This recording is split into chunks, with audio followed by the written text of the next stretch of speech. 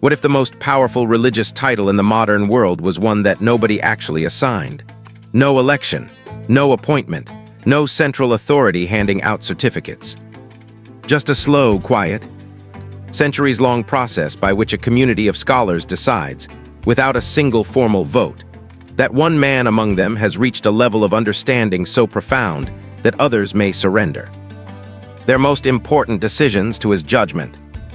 Who to marry, whether a business deal is permissible, whether a government deserves loyalty, whether a revolution is justified, all of it resting on the word of one title. Today, we will travel through 14 centuries of Islamic history, through succession crises and hidden imams, through ancient seminaries and modern revolutions, to answer the question that most people are afraid to ask directly. What exactly is an Ayatollah, and why does a word that simply means sign of God carry the weight of empires? This is not just a story about religion. It is a story about authority, who holds it, how it is earned, and what happens when it collides with the machinery of the modern state.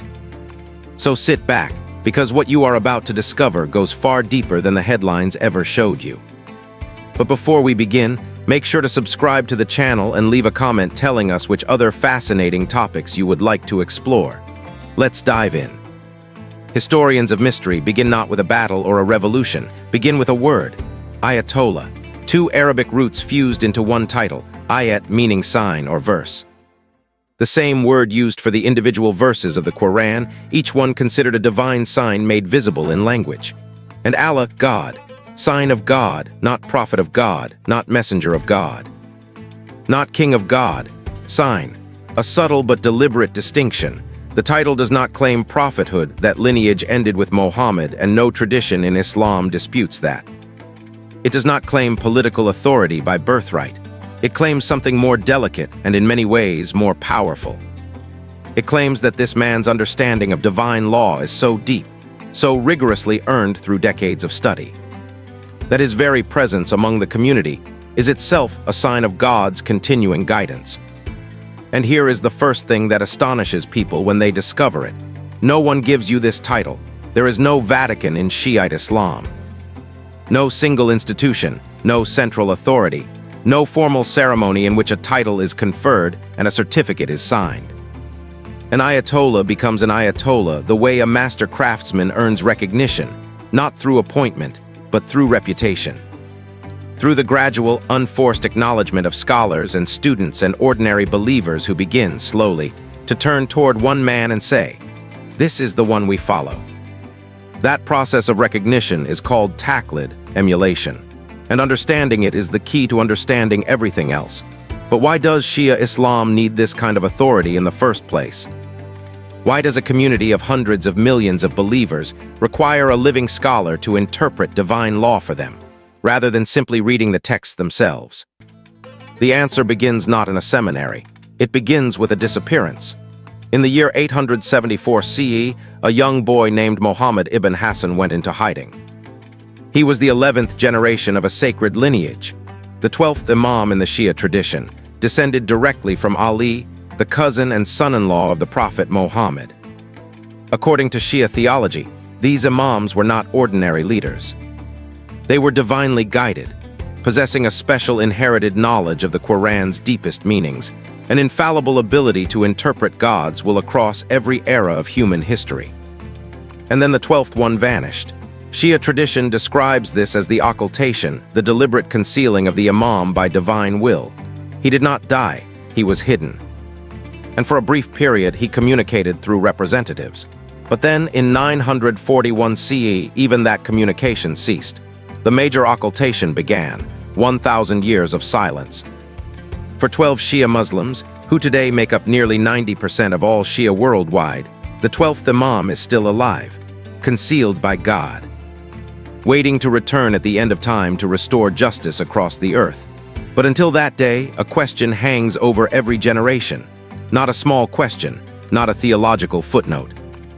If the rightful, divinely guided leader of the community is hidden, who speaks in his absence, who interprets the law, who guides the faithful through the complexities of a world the ancient texts could not have fully anticipated, that vacuum, that one unanswered question stretching across 1,000 years, That is what created the Ayatollah. So how does a man become one? The journey begins young.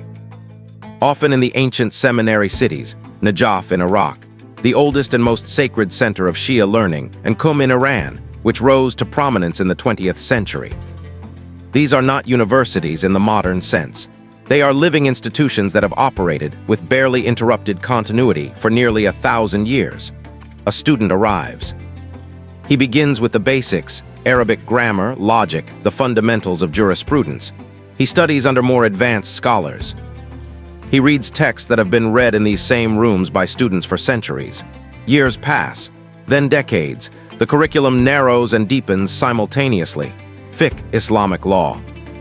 Usul, the principles by which legal rulings are derived from scripture. Kalam, theology, philosophy, the traditions attributed to the Prophet and the Imams. The student does not simply memorize. He argues, he debates, he writes legal opinions and submits them to his teachers for scrutiny. At a certain level, after years of this rigorous formation, a scholar reaches what is called ijtihad, the capacity for independent legal reasoning. This is not a graduation certificate. It is a recognition by his teachers that he no longer needs to follow the rulings of others. He can derive legal opinions from primary sources himself. He becomes a mujtahid, an independent jurist. From that foundation, through continued scholarship, through the slow and uncontrolled accumulation of reputation, students begin to seek him out. Other scholars begin to reference his opinions. Ordinary believers begin to follow his rulings, and at some point, without announcement or ceremony, the community begins to use a word for him, Ayatollah. Above that, a smaller number rise further. Their scholarship becomes so widely recognized, their following so vast across multiple countries, that they are called Grand Ayatollah, the highest rank. And among Grand Ayatollahs, those who attract the largest following of emulators are called Marja, source of emulation, a living reference point for divine law. At any given time in the Shia world, there are perhaps a handful of these men. Their rulings govern the spiritual and daily lives of tens of millions of people across Iran, Iraq, Lebanon, Pakistan, Afghanistan, and beyond. And most of the world has never heard their names. But here is where the story fractures into something more complex and more honest, because the most important thing to understand about Ayatollahs is this: they do not agree with each other. Not about the law necessarily, not about theology, but about the most consequential question of all: should a religious scholar govern a nation? For most of Shia history, the answer was clearly no. The dominant tradition held something called quietism, the belief that in the absence of the hidden imam, no human authority could claim full political legitimacy. Clerics guided believers in spiritual and legal matters. Governments ruled in the temporal world. The two existed in a careful, sometimes uncomfortable but functional separation. This was not political indifference. It was theological humility. To claim full political authority in the name of God, in the name of a hidden imam who had not designated you, that was overreach. That was a claim no honest scholar could fully justify. The great seminaries of Najaf operated under this principle for generations. Scholars of enormous learning and widespread influence deliberately kept their distance from the machinery of state. Their power was moral, immense, but deliberately not political. That tradition was not a minor footnote. It was the mainstream. And then came one man who disagreed with all of it. Ruhollah Khomeini was not the most senior scholar of his time. He was not the most widely followed, but he was, without question, the most politically radical. From exile first in Turkey, then in Iraq, then in France, he developed and spread a doctrine that shattered the quietist tradition from its foundation. He called it velayat-i faqih, the guardianship of the Islamic jurist. His argument was bold in its simplicity. If God's law governs all of human life, not just prayer and fasting, but courts and armies and foreign policy and economics, then who is more qualified to govern than the one who has spent his entire life mastering God's law? The hidden imam was the rightful ruler. The hidden imam was absent. Therefore, the most qualified jurist must rule, not advise, not guide from the margins, rule with full authority over the state. It was a theological revolution before it became a political one. When the Iranian monarchy collapsed in 1979, Khomeini returned to Tehran not as a spiritual guide, but as a ruler. A constitution was written that placed a supreme leader, the guardian jurist, above every elected institution in the country, above the president, above the parliament, above the courts. A seminary scholar who had once written legal opinions on prayer and commerce now commanded an army. The Ayatollah had entered the state, and yet, not everyone agreed. This is the part of the story that the Western narrative almost always leaves out. Among the most prominent Shia scholars of the 20th century, men of far greater seniority and wider following than Khomeini himself, many explicitly rejected the doctrine of political guardianship. They were not Western liberals, they were not secularists, they were deeply devout men who had spent their lives inside the same theological tradition, and they said it was wrong. Grand Ayatollah Hussein Ali Montazeri had been Khomeini's own designated successor, the man groomed to inherit the supreme leadership of the Islamic Republic. But as the revolution's methods grew more violent, as executions multiplied and political dissent was crushed in the name of God, Montazeri spoke. He wrote letters. He challenged the leader who had once called him a son. He was stripped of his succession and placed under house arrest. He spent years in confinement for saying what his scholarship had led him to conclude. That clerical political rule as practiced was a betrayal of Shia principles. He was an Ayatollah disagreeing with an Ayatollah, a grand Ayatollah, in fact, one whose scholarly credentials no one could honestly question. And across the border in Najaf, a man sat in a modest house in one of the world's holiest cities, living without bodyguards, without official titles in any government, without a single political appointment.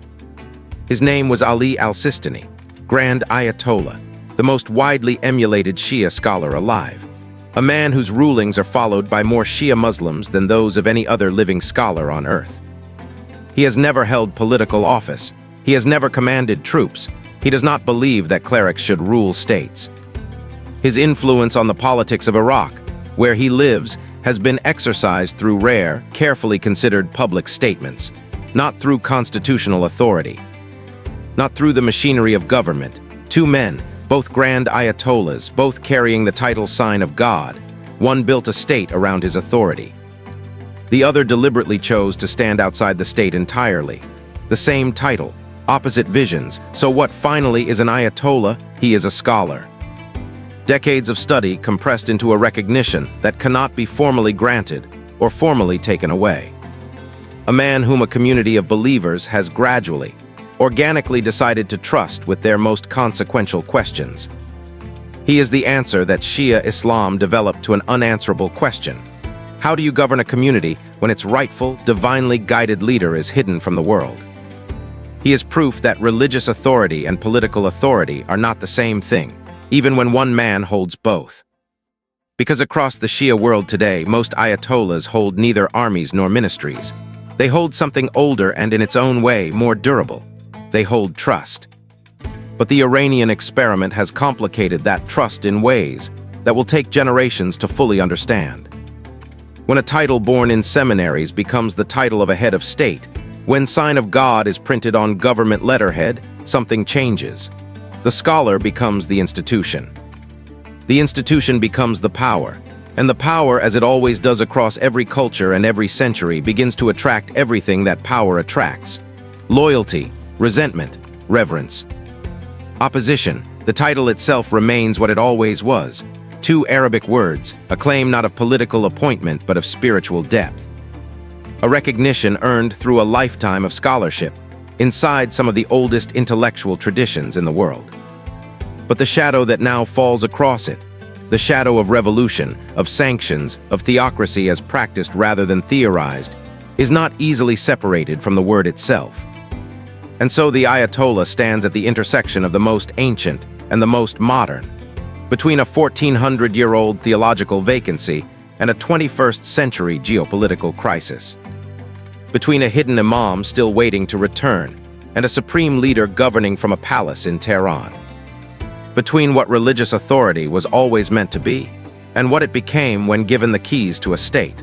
Because the most difficult thing in all of human governance is not seizing power. It is knowing when the pursuit of power has made you unworthy of the authority you claimed in God's name. And that question, unresolved, urgent, and ancient, is what the word Ayatollah has carried across every century since the 12th Imam first disappeared into the silence of the divine. Thank you for watching all the way to the end. If you enjoyed this video and are passionate about this kind of content, subscribe to the channel so you don't miss upcoming videos and can discover more fascinating stories from the civilizations and ideas that shaped our world. See you in the next video.